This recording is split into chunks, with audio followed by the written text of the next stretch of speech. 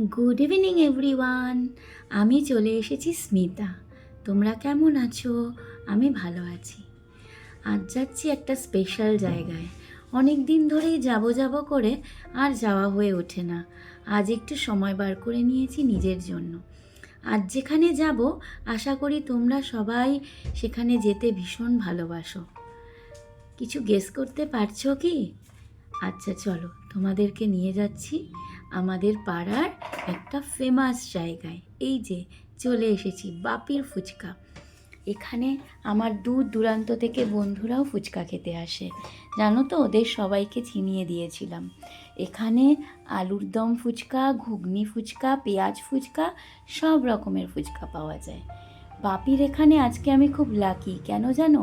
প্রচণ্ড ভিড় হয়, সে 1 ঘন্টা প্রায় দাঁড়িয়ে থাকতে লাগে। আজ কিন্তু খুব তাড়াতাড়ি পেয়ে গেলাম। ভালো করে ঝাল দিয়ে ফুচকা বানাতে বলেছি। আজ একটু বেশি করে ফুচকা খাবো ভাবছি।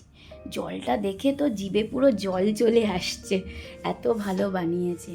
আর আমার ফুচকা খাওয়ার ফেস রিয়াকশান দেখে তোমরা নিশ্চয়ই বুঝতে পারছো যেখানে ফুচকা কত ভালো বানানো হয়। সেদিন তো আমারই এক বন্ধুকে লুকিয়ে লুকিয়ে আমার পাড়ায় এসে ফুচকা খেয়ে চলে যেতে দেখছি। পেছন দিক থেকে গিয়ে জড়িয়ে ধরলাম।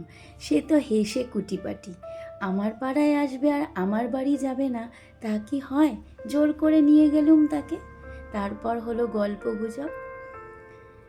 ফুচকা খাওয়ার অভ্যেসটা আমার ছোট থেকেই। ভাই আর আমি পাল্লা দিয়ে ফুচকা খেতাম, জানো তো।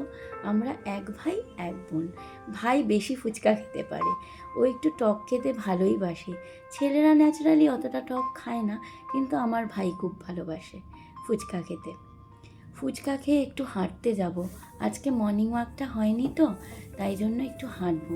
আমাদের এই রাস্তাটা খুব সুন্দর, চারিদিকে দোকান পাট, ক্যাফেটেরিয়া, মেডিকেল শপ। তবে বেশি লোভনীয় হলো আমি এখন যে দিকটায় যাচ্ছি, ওখানে খুব সুন্দর একটা বাচ্চাদের কিডস ওয়্যার দোকান আছে। দেখো, এখানে দাঁড়িয়ে দাঁড়িয়ে আমি কি দেখি জানো? ছোটোবেলায় তোজোর জন্য যেরকম জামাগুলো কিনতাম, সেই জামাগুলো আর মেয়েদের জামা। আমার খুব মেয়েদের পোশাক ভালো লাগে। যাক, আমি চলে এসেছি। টাটা।